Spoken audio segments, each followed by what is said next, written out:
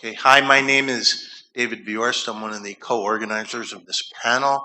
We have an amazing discussion queued up for you that's about to begin. I'm going to now introduce our moderator, John Peha. John is a full professor at Carnegie Mellon University. He's addressed information networks from positions in industry, government, and academia. In government, he served at the Federal Communications Commission as chief technologist, in the White House as assistant deputy director of the Office of Science and Technology Policy, where he focused on telecommunications research, in the House Energy and Commerce Subcommittee, where he was responsible for telecom and e-commerce issues, and at USAID, where he helped launch and lead a U.S. government interagency program to assist developing countries with information infrastructure and industry. He has been chief technical officer for 3 high-tech companies and a member of the technical staff at SRI International, AT&T Bell Laboratories, and Microsoft. Besides that, he's also done a whole bunch of other stuff too. And John will introduce the panel. We're not going to give full bios. The bios are in your handouts for this panel and on the website. So John, please. Okay, thanks, David. I'm happy to be here with an amazing group. I would like, in fact, to take credit for this group, but I can't. This is David's fine work. But I'm happy to have been drafted as speaker and moderator. First, I want to let's frame this issue a little bit and define what we're talking about. The title of this was Encryption, Backdoors, Cybersecurity, and Privacy, which sounds like we were just, we couldn't decide what to talk about, so we had 4 topics.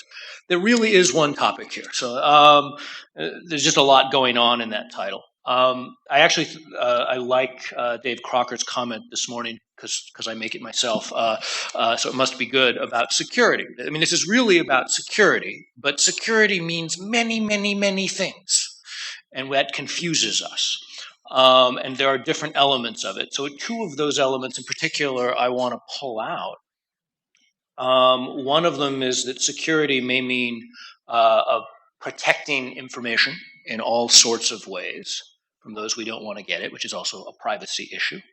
And that's something we care about. We also care sometimes as a security issue about surveillance, about tracking down entities that are dangerous to us might also be an issue of security. And sometimes those things come into conflict, which is what this is about. This, to me, used to be a fascinating abstract issue. You got some of my past from David a minute ago as a professor. I've thought about this and written about this in government and places like the FCC and the White House. We thought about this as a problem that might happen to somebody else. There is an economic adage that a recession is when your neighbor loses his job, and a depression is when you lose your job. This is now an important issue. If anyone who's following the OPM hack of recent weeks.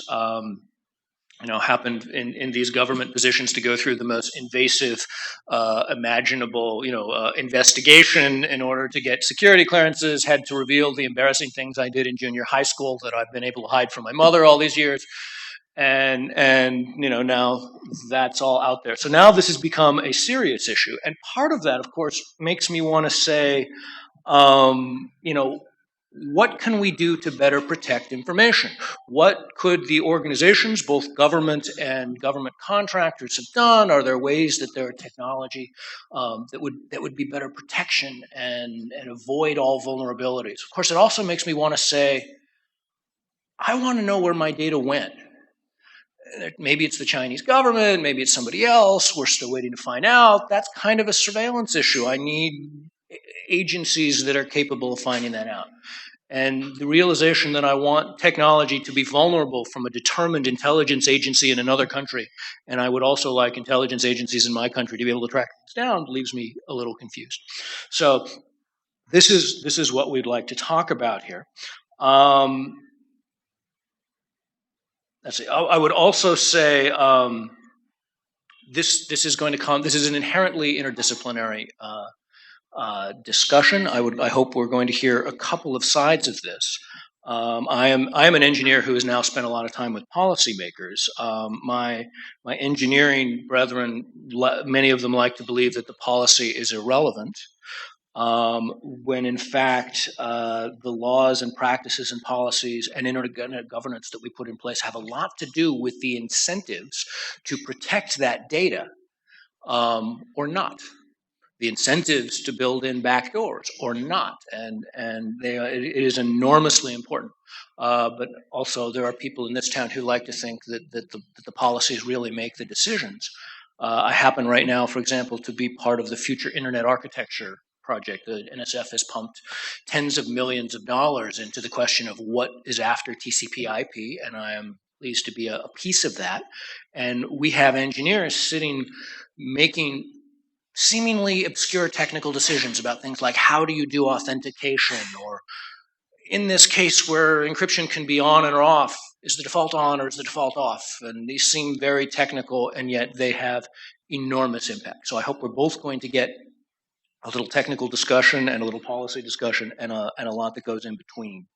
And now let me bring some speakers in who can help us get started. I guess Nick volunteered, so maybe I will start this way and move down. Our first speaker will be Nick Sullivan, who is the security engineering lead at CloudFlare and has previously worked at obscure technical organizations like Apple and Symantec that may also have thought a little about security too. Right, thanks, John. So just maybe a little bit more about myself. I'm a technologist. I build and develop trust-enhancing technology, and that's been my focus for a while.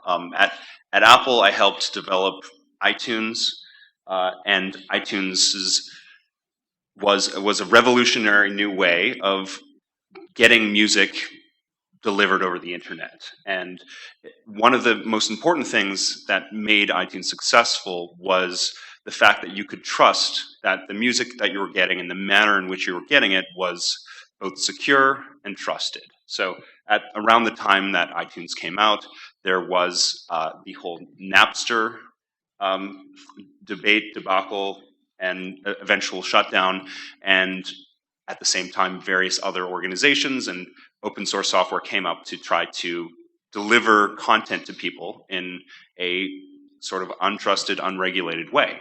And this led to a very bad situation for people who had gotten used to getting music online, but were instead flooded with malware and viruses and all these sort of things.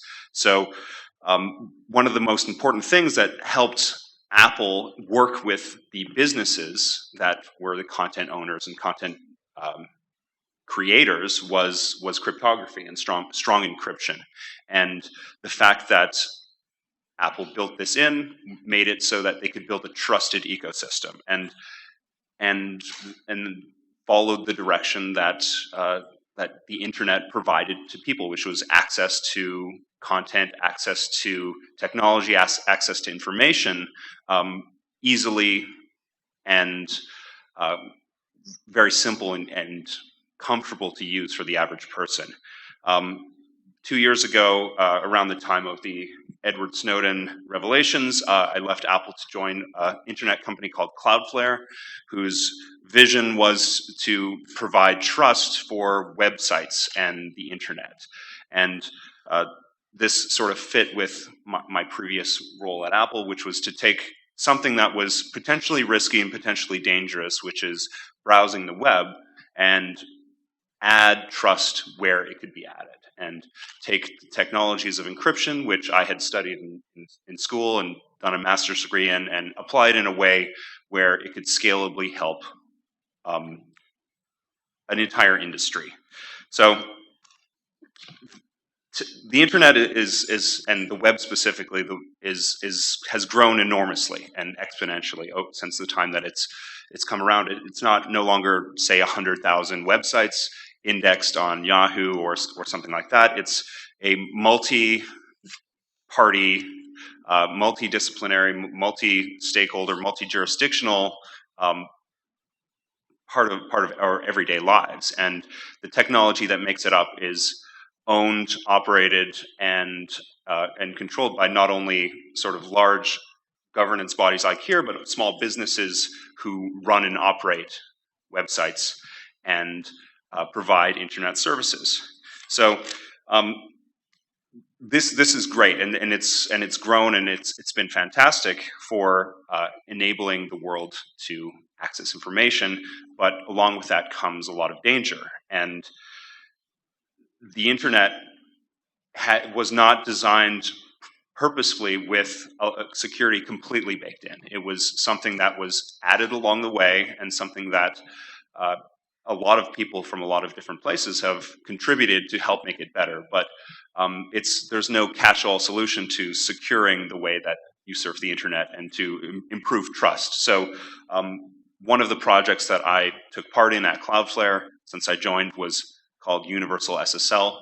And one of the challenges that people have with websites, one of the very basic technologies you have to help ensure that you as a web visitor and you as a web property are secure is HTTPS, which the underlying technology is a protocol previously called SSL, has been standardized by the IGF-USA. This has been around for almost 20 years, this technology, but it really transforms what was a communication between a person visiting a website and the 20 or up to 100 different hops in between. When you send a message to a website and it comes back to you, it goes through numerous different transformations, physical transformations through different media, whether wireless, wired, and through different circuits and computers along the way, routers, switches, proxies, and the like. And what SSL does is provide a way to make sure that you have confidentiality and authentication between the two endpoints. It doesn't. There's certain things it doesn't provide, but in any case, this is very difficult for a lot of people to set up operationally because you have to purchase a certificate from a certificate authority and know how to run a web server and install it and make sure it doesn't expire. And there were previously, and there still are, some sort of technical reasons why encrypting data is more expensive than not encrypting data. So what Universal SSL did was enable websites to, we engineered a solution to allow websites to use our free service, but yet gain SSL encryption on it. So the web is big, and the internet is big, and it crosses everything. So as long as you can, the more you can do to reduce the threat surface, the better it is for people's privacy online. And that's something that I've been focusing on, is maintaining accessibility of information while improving trust. Thank you. Next up, I'll just go down the line. We have Eric Berger, who is a computer science professor at Georgetown University, and in his spare time, a non-executive director of the Public Interest Registry. Haha, this way you can't stop me. You can still kick me. So I want to focus on actually not the second half of the title, but the first half of the title of this session, the Maintaining Trust Online. I'm going to deviate a little bit off of encryption for a while, but trust me, I'm going to bring us back to encryption and security, but to give kind of a level setting here. Basically, as Nick pointed out, we need trust to be online. We need to trust that we're not going to be getting malware. We need to trust that the information we're getting is the information we're looking for. We need to trust when we give someone information that they're going to treat that information in the way that we expect them to. And so what I'm going to give an example of is a project that we just did a prototype of, just wrapped it up at Georgetown, where we were looking at HIV and AIDS patients in the Maryland, the district, and Virginia. And the problem that the public health authorities were having was, let's say someone lived in Maryland, worked in Virginia, and went through the district. And so they live in Maryland, and maybe they may or may not be known to the health authorities as having HIV, but they go to their doctor in Virginia because it's convenient. It's near their work. And so the doctor has records. Virginia now knows, hey, here's a person who's got HIV. And they buy their drugs, they get their medicine in the district. The people in Maryland are saying, hey, we've got this person, and we actually do, because this is an infectious disease. We need to know if they're infected. Are they getting treatment? Well, they don't know that because Virginia knows that. Then if they're getting treatment, are they taking care of themselves? Are they getting and taking their drugs? Well, they don't know that because that's information held in the district. So there's this need for everyone to share the information. Now, of course, no one wants to share that information because that's highly sensitive information. And so now when we get to the technology, is it good enough to encrypt the traffic? Because you can imagine we got the server at Georgetown that's connected to all these public health authorities, and they're sending us the information of people who are infected. Obviously, that has to be encrypted, but is that enough? Well, the first is that enough question I will hand up, and this lunatic sitting to my right, to your left, is one of the authors of this with some other lunatic. Risking It All, Unlocking the Backdoors to the Nation's Cybersecurity, produced by IEEE USA. So let's say we get all this information onto a server, but for all sorts of good reasons, we put a backdoor, not we, the vendor of the systems, put a backdoor into that system. And that could be used for finding bad people that are doing bad stuff, but this happens to be HIV information, which we, as a public, probably don't want to have leaked out. So what can we do about it? Because of course, as you can imagine, we encrypted everything out the wazoo. We put this machine literally in a vault. And by the way, we didn't have the combination. If it caught fire, it would have, burned itself out because it was in a vault. It was that secure. And so we're working on some things in two areas. One's called multi-party computation. So this is where Virginia has its information, the district has its information, Maryland has its information, and they cryptographically transform that information and basically share it amongst themselves. You look at the information, you have no idea what it is. The really cool thing is you don't even really know what the computation is doing, but the computation says, we've got a match or we don't. That's the only thing you know. In fact, you can set it up such that you don't even know who it is. You just know you need to go look somewhere.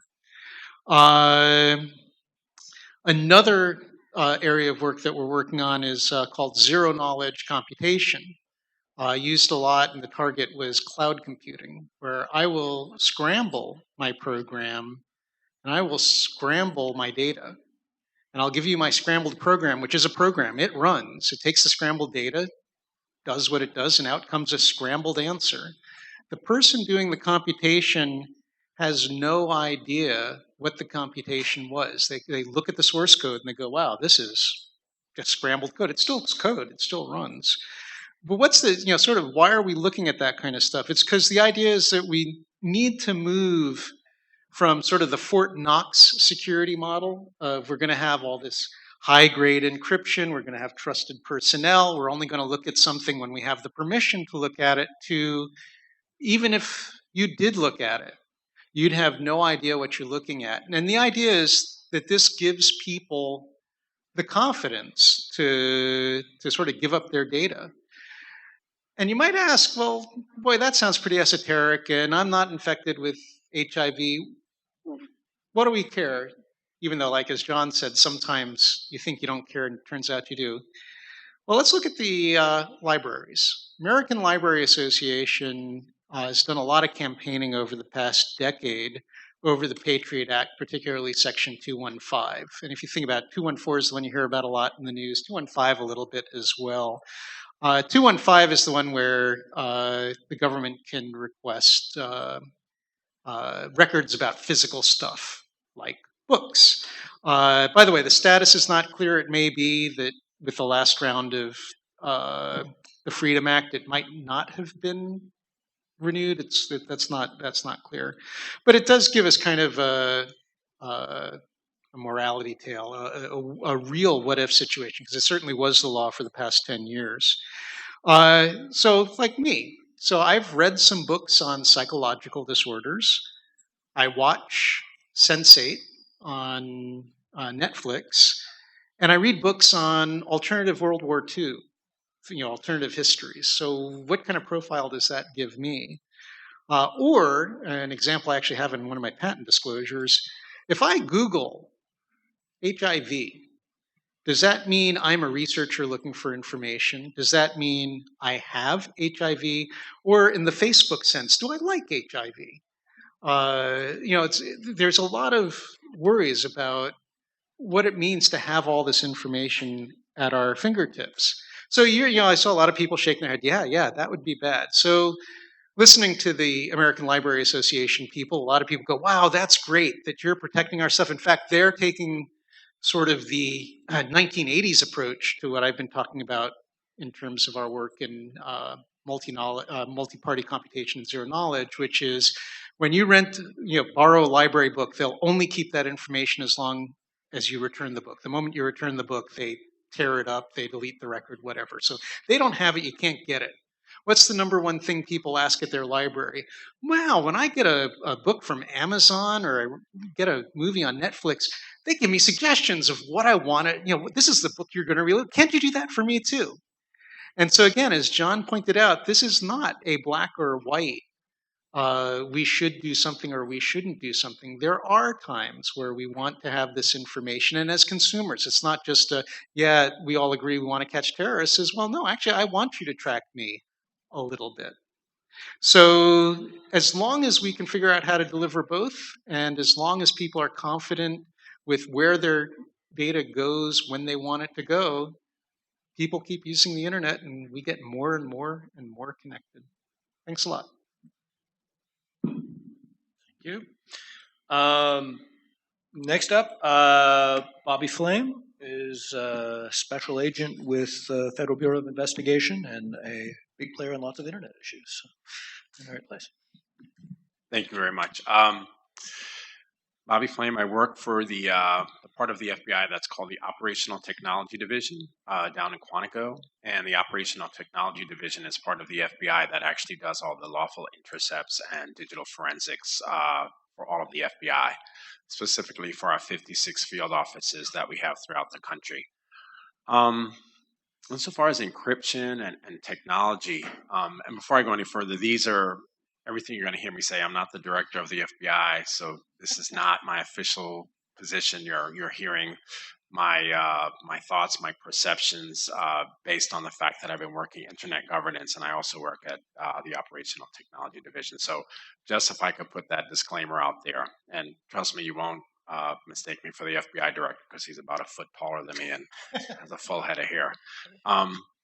And encryption, and this is very, very timely because he actually just testified on the Hill last week about this very subject. And this was after a few times. He's actually testified a few times on Capitol Hill about this very, very issue. We in the FBI call it going dark.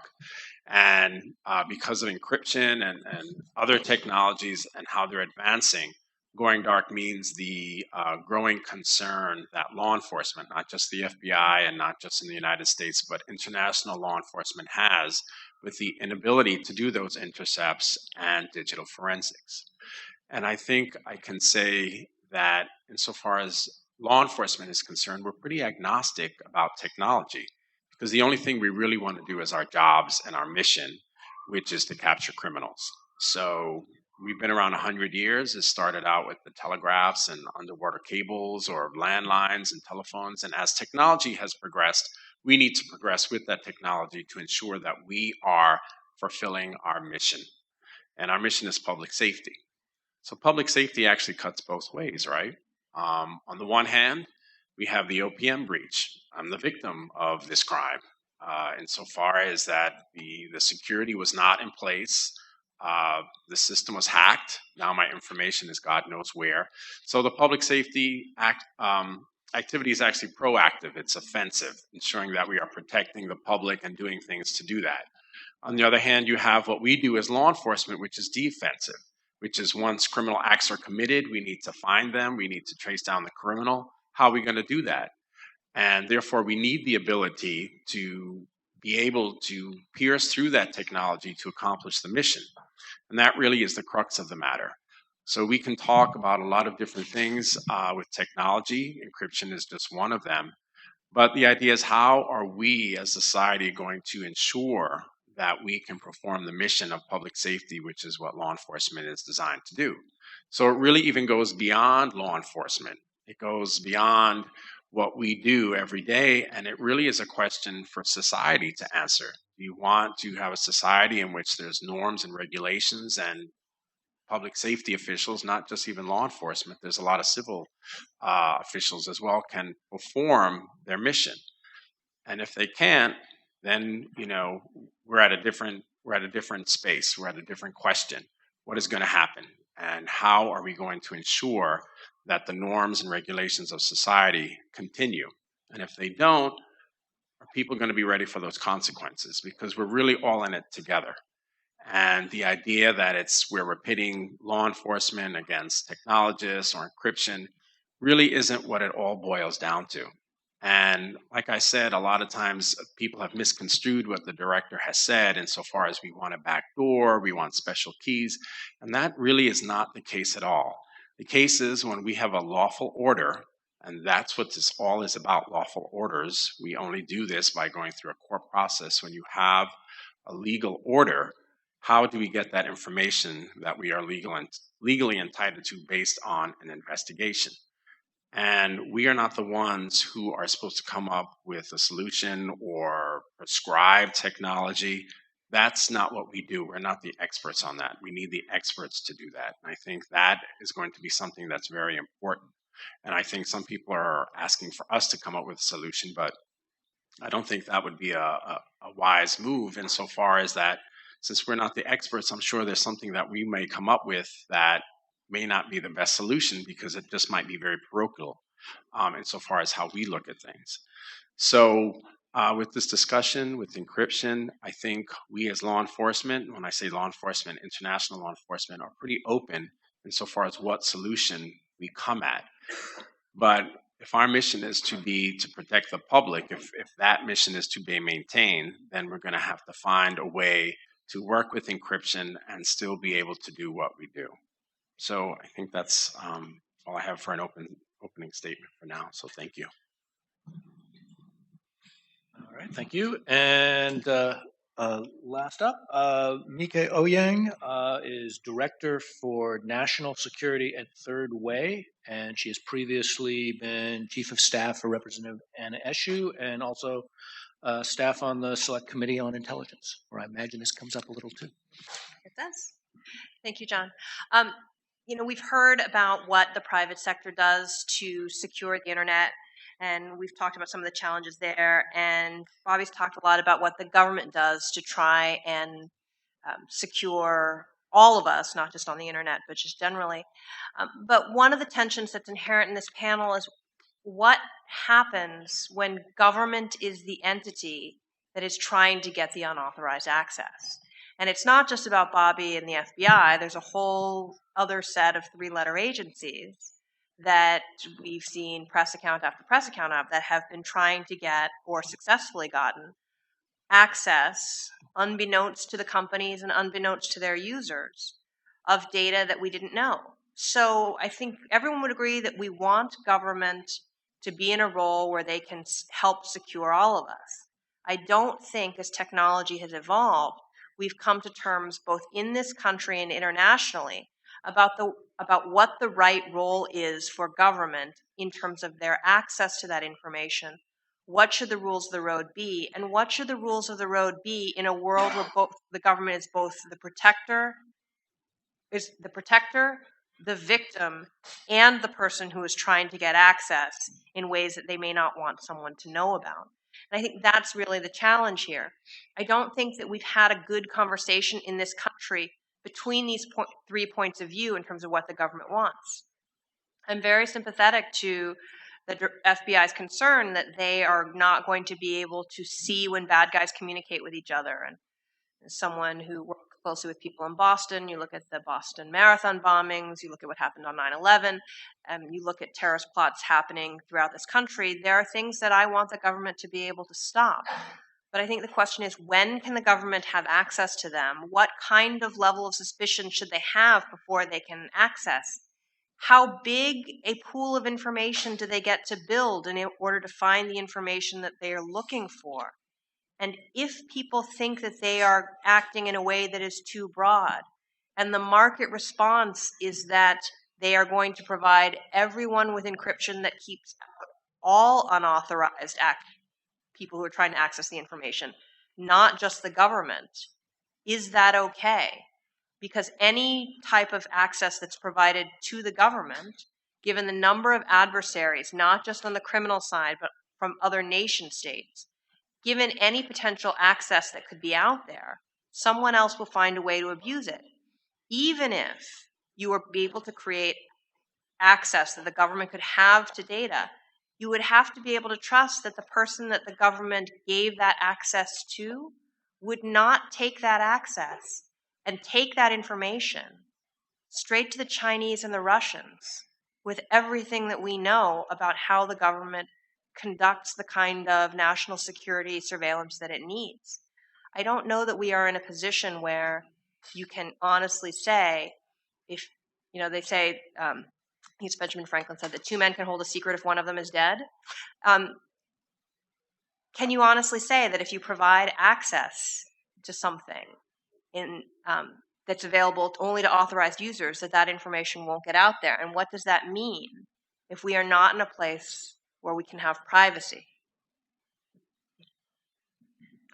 All right, thank you. Well, let's see if we can drill down and get a little bit more specific. And I'm gonna start with you, Nick. This room is probably a little savvier. Most people outside this room tend to think if you're in your living room and the windows are drawn, what you do on the internet completely opaque to everyone, right? Let's imagine I am at home. My windows are drawn. I'm gonna do a little online banking. Maybe per Eric's trial, I'm gonna do a little searching on HIV, and I'm worried about my own health, and maybe check a little email. As I do those things, what am I exposing, and to whom am I exposing? Yeah. Well, it's lots. So obviously, it's a kind of a setup. But if you are browsing the internet, you're leaving a digital trail through hundreds of different organizations in different jurisdictions. And one of the things that I mentioned earlier, HTTPS, is one of many tools that are used to help secure different parts of the internet. And as we know, the internet architecture is extremely complex and interrelated pieces, and some of them are encrypted, some of them are not, some of them have what the famous catchword of metadata that we're so happy to talk about. But there is metadata. There are various different identifying pieces of information that fly around. So to be more specific, if you are browsing on your web browser and you're going to a bank's site, what really flows over the internet, right? That's sort of the easiest first question. So on a technical sense, your web browser does a DNS query. So www.bank.com, and it asks various domain name servers, the phone book of the internet, translate names into numbers, and you get IP addresses. DNS servers, typically you'll be set up with one that's at your ISP, so your internet service provider will know and have a record of which websites you're going to. And potentially, if they don't have the record, then they will go upstream to another DNS service, such as the DNS administrator for this website. So these requests are unencrypted and fully go over the internet and over, first of all, your local network, and if you're connected to a cable network, every request inside of your local neighborhood, if you're say use Comcast or Cox or something like that, is broadcast, and every single person in your neighborhood can tell that you are doing these sort of things. And so this is just the DNS. And so once you get your address, you connect to that web server, the IP address that you're connecting to, and establish a TCP circuit, meaning you send a hello to them, they send a hello back, and you confirm that this is an actual endpoint that you want to connect to. And what SSL does, HTTPS, almost all banking sites have the little lock icon, and the website starts with HTTPS. That means that it's encrypted, and it's encrypted with TLS, which is the kind of most popular protocol for encrypting things online. And what does that give you, really? Well, it gives you privacy and authentication from your computer to that computer that says that that the DNS has said is your bank. So everything between you and the bank is scrambled, and nobody listening along the line will know what the content of that data is. But very clearly in the headers, the internet headers, you do have a to and a from. So what you're protected from is from someone reading the actual information that you're typing into your bank, whether it's your password or your transaction history. But between you and the bank's website, it's encrypted. What it doesn't protect you is from what happens inside the bank's infrastructure. So you're connected from point to point from your browser to the website, and it's protected, but the metadata is there and visible to anybody who controls any hop along the way. And once it gets to your bank, it usually hits a piece of machinery called a load balancer, and behind that there's a set of other computers called a database. Databases are some application servers, various other computers that are connected together. If your bank is a traditional bank, they have that in a data center somewhere, and it's all locked down. Potentially it could be on the cloud, which means it's on some rented piece of hardware somewhere else. Here in Ashburn, there are quite a few computers that people use. AWS, Amazon's data centers are there, and it's one of the more popular places. A lot of the times your data is going to go there, but once it passes the first machine, there's no guarantee that anything is encrypted. So I guess in a practical sense, yeah, you're sitting at home, you have your browser in an incognito mode, but anybody on any part of these networks and say computers along the way who may have pieces of hardware installed in them as backdoors, or if it's manufactured in a place where there's a piece of hardware in it that is not trusted, they can read who you're talking to, when you're talking to them, and how much data you're sending. And then potentially once it reaches the bank, stuff happens behind the scenes. Okay, so let me see. We should also say, SSL there are whole movements, right, to expand use of SSL as a solution. Yeah, and that's what I mentioned before, universal SSL. So what I've just heard is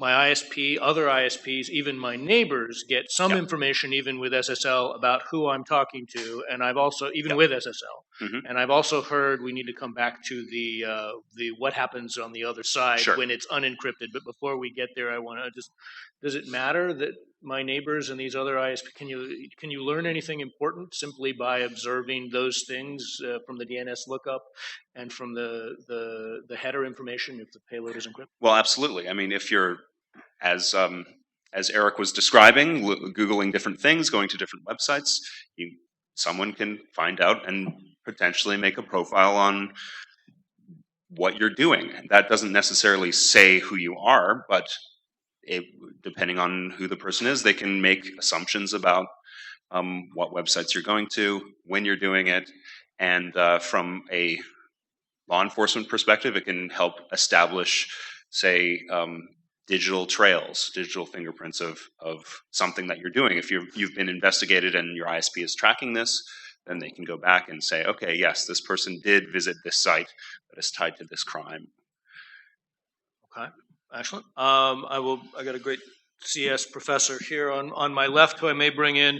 So rising SSL is one of the things we are seeing changing, and we're seeing that solve some problems, but it leaves some holes. I've got to be clear that that the content is protected with SSL, and that's a very, very important thing. The metadata, less so, and you can derive a lot from metadata, but SSL does protect your content. Are there other things that are happening right now that are important in terms of trends towards protecting information and new ways to do it? And this is definitely not knocking CloudFlare, because I was one of the first customers. Sure. And in fact, again, this is sort of the shade of gray. One of the greatest things they came out with was the SSL, because basically CloudFlare sits in front of my website. And I have had, typically after something like this, I go, oh, what's this burger guy doing? Standardstrack.com, also standardstrack.org. Got to use those .orgs out there. One of the problems is CloudFlare is lying, right? Because it's not me, it's them as me, which is what I want. I want them to present themselves as me. There is another little issue with SSL, which is not necessarily an SSL issue, but or TLS. It's what we in the IETF call the magic pixie dust of key distribution.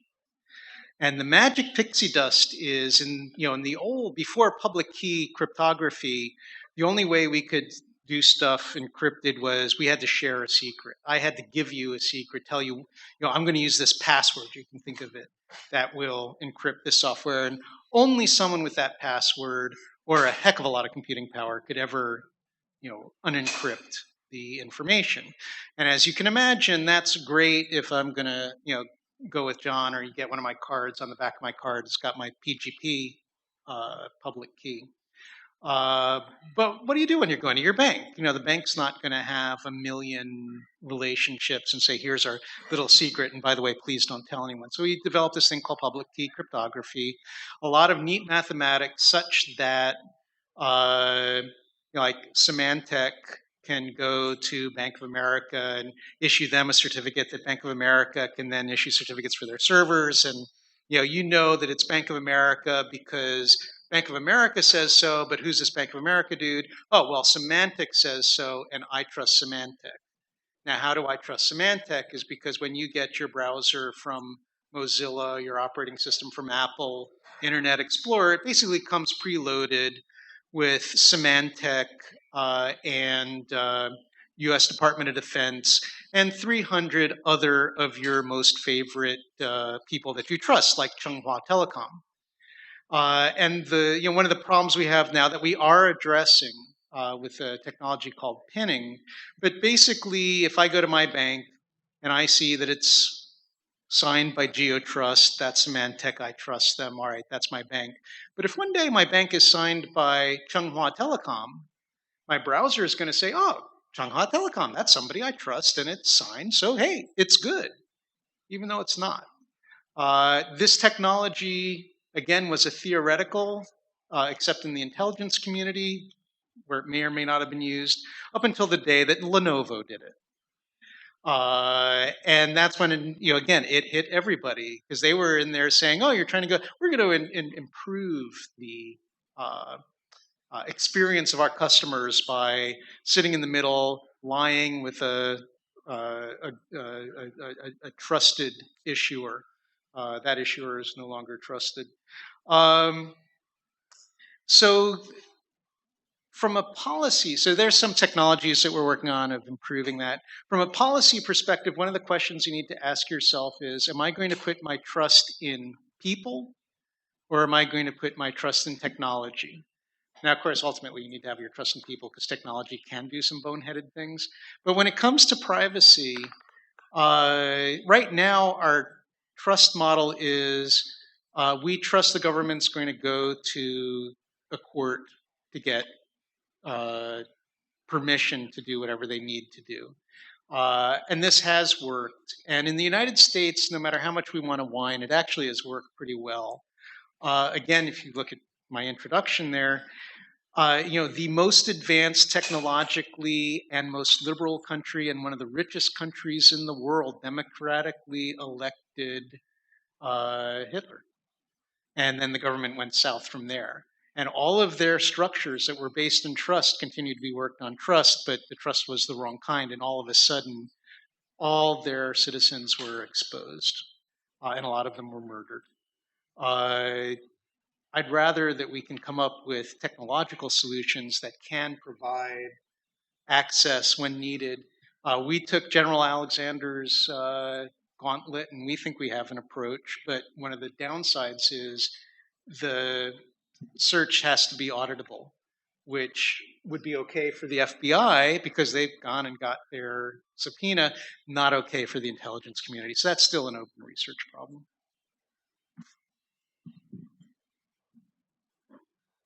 I'm dying to take that in 100 directions, but but I haven't yet been able to bring in two more great speakers, so I can't do that yet. But a couple, will tee up things that are coming. I mean, among the things I just heard, there were systems built that created security, and some of the players may not have had incentives to use them as was expected, which will be coming up as we get to policy, and certainly a Lenovo case. And even more generally, holes are shifting, right? We're plugging holes and creating others for the non-engineers who want to pull something out of that. This is complicated. This is what an engineering professor who talks to policymakers just learns to translate. I have no ideas of my own. Yeah. So lots of places to go with that, but I'd love to bring in a perspective of those who have to think of this from an intelligence, or in this case, a law enforcement perspective. You've heard of. We just talked about a couple of developments that are interesting and complicated, such as the rise of SSL. We could be talking about a bunch more. You said, you used the phrase going dark, which much in discussion. I'd love to push a little harder on that. And, when things went from telegraph to telephone, also change means new things happen. When you say going dark, could you be more specific about what you're losing? And maybe are you gaining anything too? How are these changes in technology really affecting how the FBI and its abilities? Well, I think from the security aspect of it, we want our own communications to be secure. So we're relying on private industry, and that's what we're using with our own customized tools as well. But obviously we are gaining. The better the encryption, the better the security, we as law enforcement gain. Going Dark actually is a program that was started by the FBI several years ago, and now it's one of the director's top initiatives. And as technology is advancing, it's becoming increasingly difficult to be able to do intercepts, to be able to do digital forensics. And that presents a problem to us because as the FBI are already resource strapped, and we're actually pretty lucky insofar as a law enforcement agency because we do have the most resources, we're the best funded. But what happens to the state and locals who don't have a cyber squad, who don't have digital forensics? What do they do? And we do help them as law enforcement or as the FBI. So what it means is that as this technology is advancing and we don't have solutions for it, we don't have the ability to act as quickly and as efficiently as we need to in response to a terrorist threat, kidnapping, a pedophile, a murderer, a bank robbery, you name whatever the crime is. And every time you're losing time, or even worse, the actual inability to solve a crime, then that presents a real danger. So with all of these advancements, in many different fora, not just with encryption, but there's lots of different advancements in technology that we are having to deal with what we call data at rest, which is stored data, and data in motion, which is intercepts. It presents a real challenge to us, and if we have to drill down and do the onesies and twosies solutions to each piece of technology as it comes out, and devote massive amounts of resources to one case, that means you're taking away from other cases that need to be worked on as well. and we're going to have to start prioritizing where we already are, and that's at the detriment to other cases and other issues that we need to address in total. So for going dark, there are significant issues and problems and challenges that we need to address, and it needs to be an enterprise solution, not a onesies and twosies solution. And even people within law enforcement, they're very used to saying that even if they can't get to something, oh, we'll work around it and don't worry and forget that company or forget this technology, there's another. But now the odds are really working against us, and it's presenting a real danger. So when we talk about going dark, that's what we're referring to. Yeah, please. I find it really interesting, having worked on drafting laws that help govern the way that government looks at information, the presumption in government that technology will bend to the legal frameworks. And I think it's a real challenge here that the idea is that technology somehow must accommodate the FBI's mission. That the FBI has a mission, that they have a court order, and they should be able to get the information because of that court order. But as John pointed out, technology evolves. And actually, if you look at the kind of information that the FBI, not just the FBI, but the government writ large has access to, in terms of the metadata, in terms of the people who don't put up their privacy settings, who put things on Twitter, who, whose data passes through all these different points in the chain, all of which have varying degrees of security. Actually, the government has access to far more data about individuals in the last 20 years than they ever did in a period prior to that. It used to be if two people had a conversation with each other, the government had no way of measuring that conversation. But now if you send an email to someone else, the government's ability to collect domestically the metadata, the to from information, the routing of that information, perhaps even the subject. There's a huge amount of information that the government can build in terms of its persistent ability to look at people and to be able to say, we can build a pattern of life just off of metadata, not even off of content. So the government may have less information than it used to have, but it still has tremendously more information than it ever did before.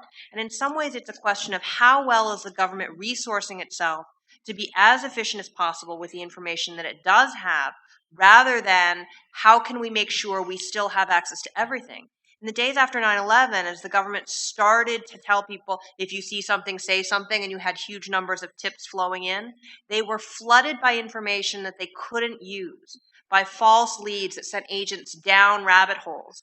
The question is, how can the government be better at discriminating to identify the information that it actually needs, as opposed to pulling in everything just in case they might figure out later that they need it? Bobby respond, and then Eric. Sure.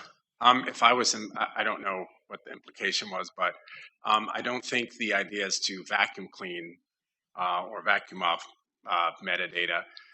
What we're referring to is very specific cases where we have very specific needs, whether it's based on a telephone call or a device. So I agree with you. We don't want to suck up metadata because that was a big problem with lots of tips. And okay, well, we have all the information and then we're responsible. We have to analyze it. We have to go down those rabbit holes if they're false leads. I remember sitting on the Washington, D.C. sniper case. I've sat on, the Boston bombing, hotlines and cases and all of that. So we absolutely don't want to do that. And I don't think it's a question of bending towards, the FBI wants and well, let me rephrase that. I'm trying to phrase it in a way that I think we're trying to be very specific or very tactical and very clear that when there are very specific issues and technologies where that difference leads to the criminal, then that is the information that we would need to accomplish the job. So I'm with you insofar as not vacuuming in data that we may or may not need, or requiring laws or changing laws that would kind of advance that theory. But we're already seeing it, it's happening. And it's going to happen in greater numbers if we are at a disadvantage and the criminals are at an advantage. So that's the real message, not, bending things or trying to get more information than we need. We don't want that.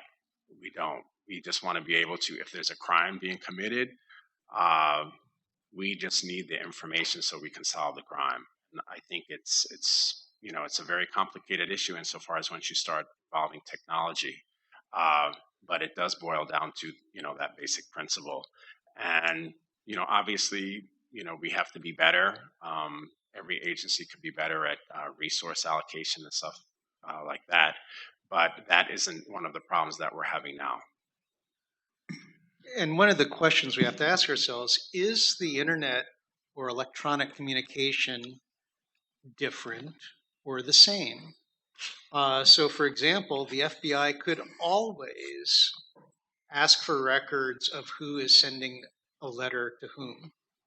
When I was young, a letter cost 8 cents and took about a week to get from here to there, and you had to think about it, you had to write it. So I remember at summer camp, I had to write a letter once a week home, really, and I almost did. My son is out of the country, and I Skype with him almost every day. So is the internet different? Yes, because the volume of communication has gone up dramatically.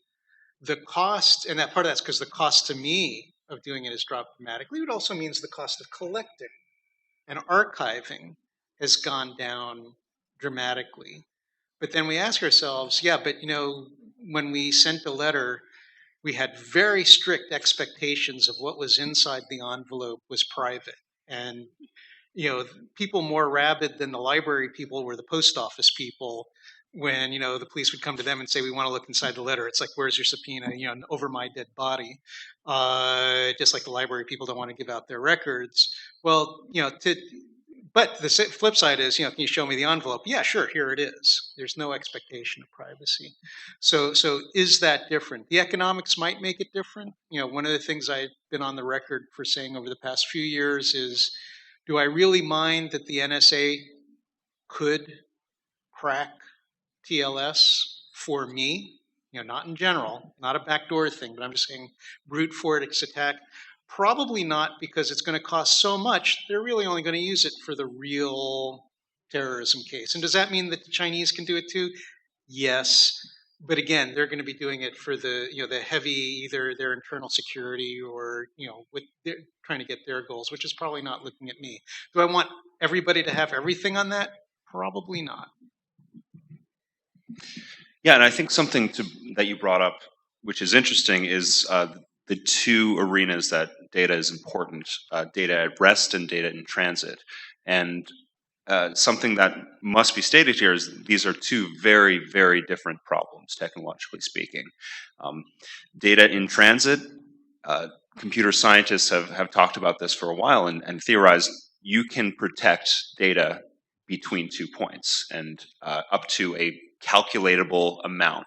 Whether people like to say the heat death of the universe is how secure you can send data from one point to the other. And as Eric, as you mentioned earlier, the key management problem is the actual really difficult problem when securing data.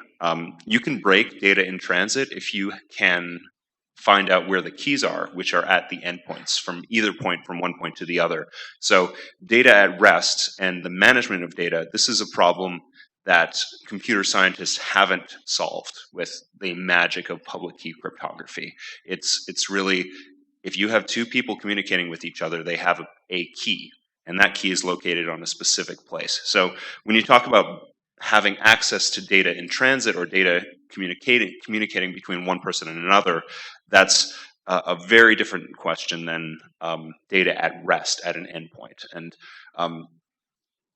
mathematically, it's different as well. If you do have an endpoint, a computer, you do have a key, and these 2 points need to be, I guess, distinguished. So again, would love to play engineer and jump in, but I've got to move along and ask a really hard policy question. What I've heard, for example, that even great security hasn't plugged the things that are exposed in control traffic, but you can do really well with the data in motion, except what's going on at the end systems. Okay, and I've heard that you would like to be able to get at that data when legally authorized for something important, but you don't want to specify how. Or so, are there policies and laws that we are discussing that can move that needle, that can solve his problem? There's bills being discussed in both the House and actually maybe you can tell us what's being discussed and the state of it, and then tell us how that would that affect the issues we're discussing here and how. So there's not actually a current proposal on policy to change the policies on encryption. Congress just finished debating in the last month a change to a surveillance technology that Eric mentioned, Section 215 of the Patriot Act. Previously, Section 215 had allowed the government, or under that authority, the government had collected all the metadata on everyone in the United States communicating domestically on a landline phone. As some people say, they were not building a haystack, they were creating a government monopoly on hay for that category of information. So when we're talking about bulk collection, it has actually been technologically possible for the government to hoover up everything in certain categories for some time. The Congress said, we don't want the government holding that data. You can leave that data in the hands of the telecommunications companies who have to keep it for their own purposes. The government can come get the pieces of that they need when they need it with appropriate authorization. So that's actually a fairly big change in the way that we govern that, trying to say to the government, look, you can take what you need when you need it to try and solve Bobby's problem on metadata. There are other programs under which the government is authorized to collect content data, specifically content data that is where one end of it is outside the United States. Content data where your emails, for example, they're between two people inside the United States, the government has to get a warrant. For information where one end is outside the United States, you're emailing with your kid at summer camp who happens to be outside the United States. The government doesn't know it's actually an American citizen. That information is not actually protected by the Constitution because they're focusing on the end outside the United States.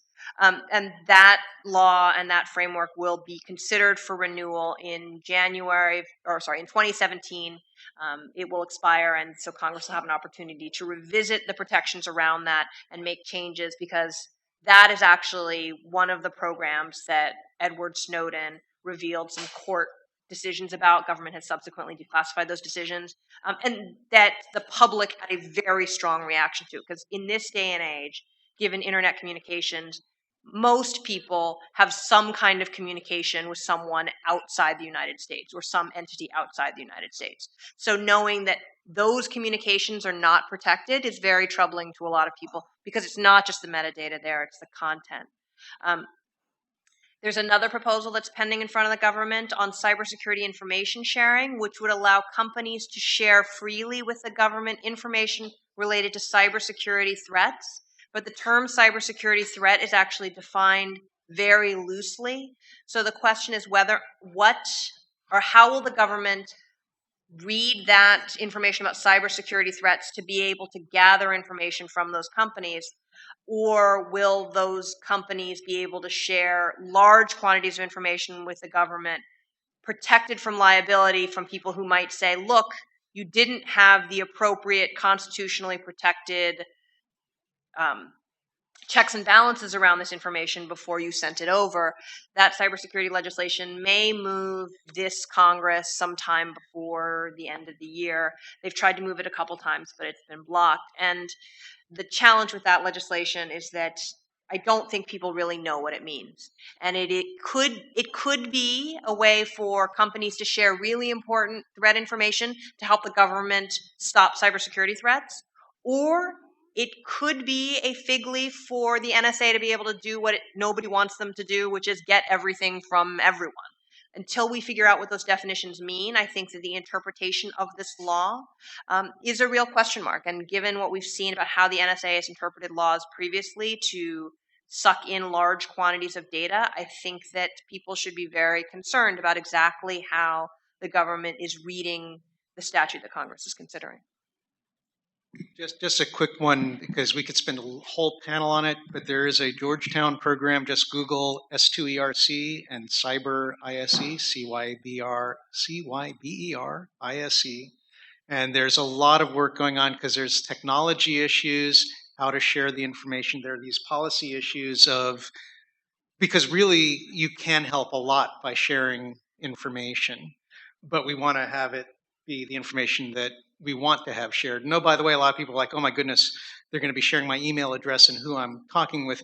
No, it's mostly what's the IP address of the botnet command and control server in Romania. You know, it's almost typically not personally identifiable stuff, but you're right. The way the current draft legislation, it's getting better and better each time, but it's still not quite there. And frankly, my personal concern is not so much sharing with the government, but this is a way of companies to collude and say, oh, I've been breached. Here's my order book for the ones that I don't want you to bid on. And oh, you're just giving me who you're bidding. Okay, good, right.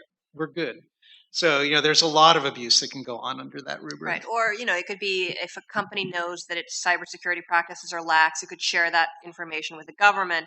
And then if a downstream user is negatively affected by a cyber breach, they could say, I don't have any liability here because I've shared that information with the government, so you can't sue me for anything. So there are a lot of implications to this law that I think people haven't really thought through. I will. What if the allowed and compelled to turn over information are quite different, and also if it's encrypted per the going dark comment, are they required to unencrypt it? And then, you know, if so, what if they don't hold the keys? Are those things at all in debate, or is that not addressed yet? So the issue of whether or not, say for example, the government comes to Apple and says, I need this information on this iPhone 6, and Apple says, I don't hold the encryption keys to that, here's what I have, then it's encrypted. So I've complied with the law, but I've given you something that is not usable from a government perspective. One of the challenges on this, and this goes back to a legal concept called the third-party doctrine, the idea that the individual, me, who's sharing the information with a third party, Google, Apple, doesn't have as much, there's not as much protection for the company as there would be for me. The way the government would have to do that is they would have to come to me with a warrant and say, you have to turn over your papers and effects, what you've actually seen. But there isn't a process in any of the current legislation that says to the companies, you actually have to be able to turn it over to us in a useful fashion. Just to give you warning, if anyone, while the last comments in response are coming, if you want to think about your questions, because after people respond, I will open the floor to questions. I was going to say the current law we have is called CALEA, the Communications Act. Law Enforcement Assistance Act. I'm sorry. Communications Assistance to Law Enforcement Act. Yes, CALEA. Sorry, Yeah. should know that like the back of my head. Years ago. Yeah, so it came out in 1994, but it specifically does not include encryption. The other thing that we don't have in the United States is data retention laws. Europe. What's that? Right. That's exactly right. It doesn't include wire or encryption. And it's only for data in motion, which is intercepts. And there are no laws for search or data retention laws in the United States. So there still are a lot of, we would review them as loopholes. I don't know how other people would view them as, but that does impede certain investigations, especially now when you using the example, of Apple and the encryption. Yes, they can provide us the device or saying, here's the information, but if it's encrypted, we won't be able to use it, and then we're just kind of stuck at that point. Hi. Thank you all for your time. This has been a really Shane, interesting who are you?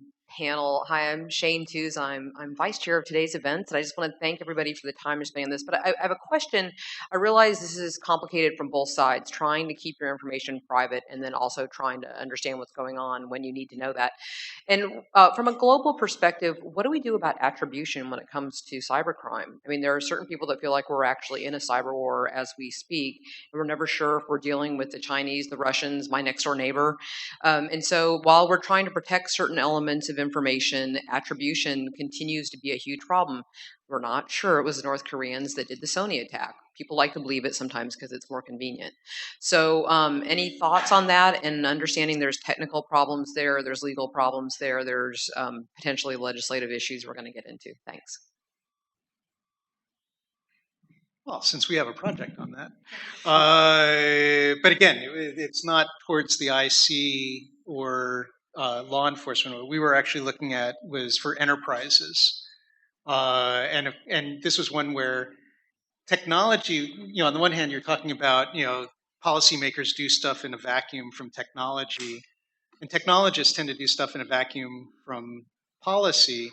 And it is actually good to get the two to meet, because we were looking at how do we solve this problem, and our solution actually was the NSA solution. Well, we'll just collect everything and then go look when something bad happens. And then we realized we can't do that.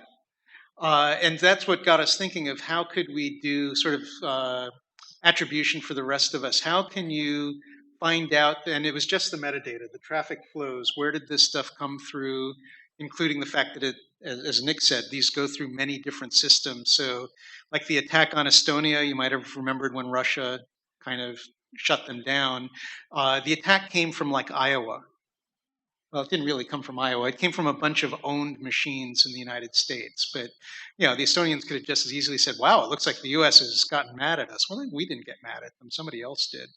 So it is a very, very difficult problem. It is something that's very important to get right, because there are a lot of people out there who say, taking down the Sony network, meaning I can't play on my PlayStation, that's an act of war, which might have some consequences. No one else wants to touch that with it. I think one of the challenges on attribution is there are times where we may know who actually did it, but for reasons of security, we won't actually say, because being able to say, people say, well, how do you know that? And being able to prove that reveals too much about the ways in which we figure out who is actually doing what. This is hard because they're humans. There are actually and there are newer technical tools we are playing with. You do stronger authentication, you get a better idea of exactly what machine caused the problem. But who was in control of that machine is hard if the human at the other end made any one of countless. Although that was one of the things we discovered, that's the way technologists think, is we want to see whose fingers are on the keyboard. Sometimes it's just as important to know that, well, we don't know who did it, but it didn't come from North Korea. That is a useful answer, whereas computer scientists tend to think in terms of who we got it, and we'll never be able to prove whose fingers are on there. And sometimes we can. I do have notes. I did want to start out with the structure of the panel. Mieke and Robert are sitting next to each other when it appears you don't want any oversight, and Robert says, give me more, and Nick is sitting over here saying, trust me about security, when there really isn't any security, and we have to really be adults about it and get to the point say there is none. You know that when you go on board. So my notes were, I actually trained as a crime analyst and profiler. My background is to be predictive, not necessarily to mitigate, but to be predictive, and his job was to put officers where they needed to go. Robert, I'm disappointed that you haven't been predictive and addressed the elephant in the room here, which was the ICANN and the IANA transition that was on the earliest panel. IANA is largely behind a lot of these crimes going on with the release of the TLDs. Bloomberg.market was a case of that. That panel, that actually tracked down to Verizon as it works out. Can I ask you to move to a question? It was, well, we keep on making statements. We're looking at, and it was really points I wanted to make. We're talking about crimes being made when we have technologies that the government set into play a long time ago. Well, the question is, at what point do we sit down and say, we created the problem, we have to maybe go back and look at the problems and how we got to where we are today, rather than to throw more solutions on top of it? You can legitimately answer that as a funded next generation internet person. Okay, we take it that way. We have problems because we have systems in part that were wonderful for their time, and the times they haven't changed. And we do need to figure out how to make large transitions, and there are people working on that. Let it go. Yeah, I think reimagining the way that computer security works is important, but it's also important to help put stopgaps in the problems that we currently have. So people using the internet having a little bit more security now by adding things that are proven to have a positive effects, such as HTTPS. I think these are positive steps to go at the same time as research on next generation technologies. That forces me to say I strongly agree we need incremental change. We need technology and policy to push it. We also have a group of people, of which I'm a part, which is looking at the next generation, and we have to get it right there. But I am the cautionary tale this morning session about how when was IPv6 decided as the solution that was just around the corner? How many years ago? Even if we had the next solution today, it is not going to be in place and pervasive for a little while. So we have some problems to solve with today's internet. I would also just like to take issue with the characterization that I don't believe in any oversight at all. I actually believe that the government should also have oversight. Hi, well, I'm Laura Ballard. I'm from the State Department, and I've been working on a lot of comparative research in how oversight works in different countries. And I was wondering, Mieke and Bobby, too, if you could comment a little bit. I'm very intrigued by this Third Way project of yours. One of the things I've noticed is that a lot of countries, particularly in Europe, we can talk about France and Germany, they have foreign intelligence and then they have domestic intelligence. And domestic intelligence is separate from law enforcement. So some of the criticism we hear from the Germans is not that you're conducting intelligence, but that FBI combines intelligence and law enforcement under one roof. And that's what they consider dangerous, because they're seeing that intelligence has a very liberal ability to collect information, but a very limited ability to do something with it. So NSA is not arresting anyone. They're not stopping anyone at the airport. So that's what's making them nervous. And there was actually a RAND study done for DHS a few years ago exploring the possibility of a U.S. domestic intelligence agency. So I'm just kind of curious to hear your sort of thinking about encryption sort of layered on top of this discussion about what kinds of agencies are able to obtain information and for what purpose and how with specific reference to encryption. Because I think on the encryption thing, the needs and prerogatives of intelligence and law enforcement can be quite different. Thanks. So I think that part of the challenge that the Europeans see, and we tend to conflate this, is they talk to us about our privacy rules, and they think that they have better privacy rules in some ways, and they're often talking about commercial privacy, which is more strict than our rules. There's a lot of, sort of U.S. versus Europe tension happening right now because of their frustration about the accesses that the NSA has had to data, and frankly, some of it's disingenuous because a lot of the Europeans in their national security space rely heavily on information provided by the NSA to identify their own terrorist threats. The other thing is that, and I, as somebody who served on the Intelligence Committee, one of the things that's frustrating about the Europeans when they talk about American sort of American aggressiveness in the espionage space or in the surveillance space is that we actually have I would say, the most aggressive oversight of our intelligence gathering apparatuses of any democracy. And frankly, if you look at the non-democracies, certainly more aggressive than that. The number of people in Congress who have access to the intelligence programs, who look at them, the independent IGs, all of the things that we do, are much more intrusive into the ways that we do the intelligence business than most other countries who are complaining about what it is that we do. Some of what I think they're complaining about is actually a jealousy of American capability because we are so much better and so much broader in the surveillance space that it's much more ubiquitous for us than it is for them. That's frustrating, but I would match our oversight apparatus to theirs any day of the week. We have permanent staffs on those committees that are looking at these things all the time. The German legislative committee that meets about intelligence meets like once a quarter and has something like 8 people on it. We've got, between the House and the Senate, somewhere closer to 40. We've got just of the elected officials. There is a lot more oversight that happens on our end than their end from a comparative perspective.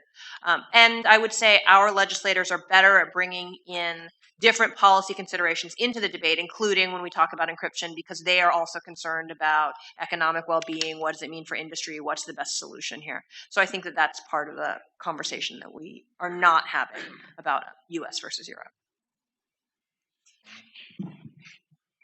And you were mentioning that the FBI is both a domestic intelligence agency and law enforcement agency. That was reviewed in 2001 after the 9/11 attacks. And, you know, people with higher pay grades than I decided that it was going to stick together. There have been benefits to it because sometimes, a lot of times when we've seen with domestic terrorists, they are engaging in criminal acts. And we also saw with the 9/11 attacks that there was a lot of information that we were not, as a law enforcement agency, to receive from our domestic intelligence side of the house. And that proved to be very, very costly and very detrimental to national security. So there are a lot of times when having that marriage actually does work, but it is very complicated, it is very difficult, and there's a lot of policies and procedures in place to ensure that the line is not crossed or is not to be crossed when we separate those two functions. Thank you. My name is Chip Sharp from Cisco Systems. And just a number of years ago in my previous job, I worked on CLIA in the late 90s and early 2000s in developing how we will support our customers on their CLIA obligations. But that's not actually what my comment is, but it's interesting to hear that term, hear that acronym again after a number of years, as it's still relevant and important. What I really wanted to just mention is this discussion today has been more about law enforcement versus, user data rights in a way, but also encryption from end to end.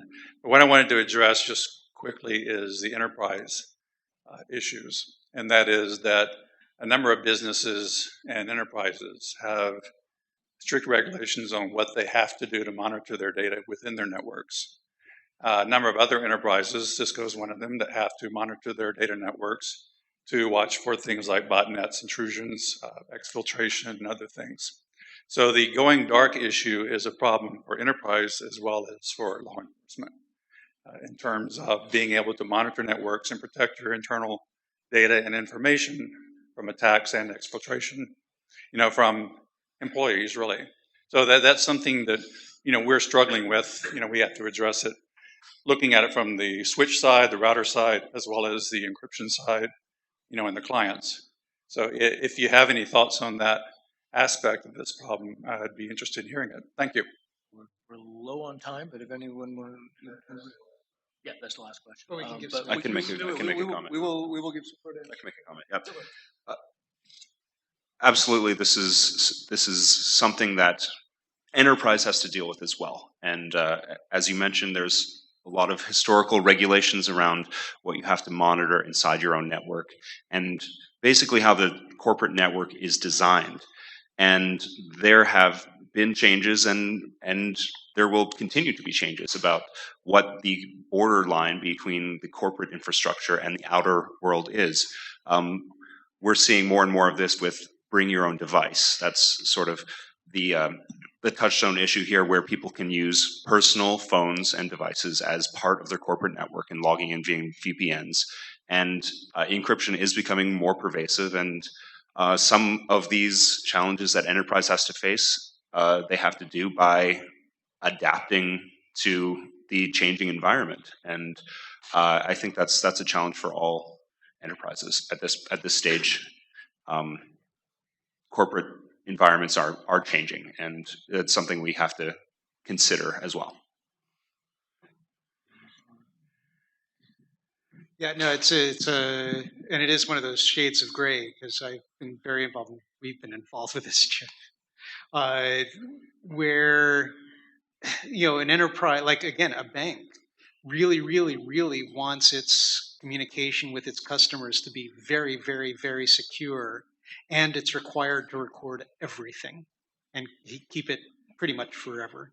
And there are a bunch of hacks out there today, and there are a number of companies that made a lot of money because there are these hacks to basically present the very secure connection outside the enterprise and a very, by design, insecure connection on the inside. That will make a very interesting policy and technology thing, which you can always pour more research dollars into it, I would think. Yeah. Love to end with a shameless plug for more research dollars. I will also end, since Eric was great, nice enough to bring in this wonderful prop, which I also shed enough blood, sweat, and tears over, that if those who want to read more, the IEEE on risking it all, unlocking the back door to the nation's cybersecurity.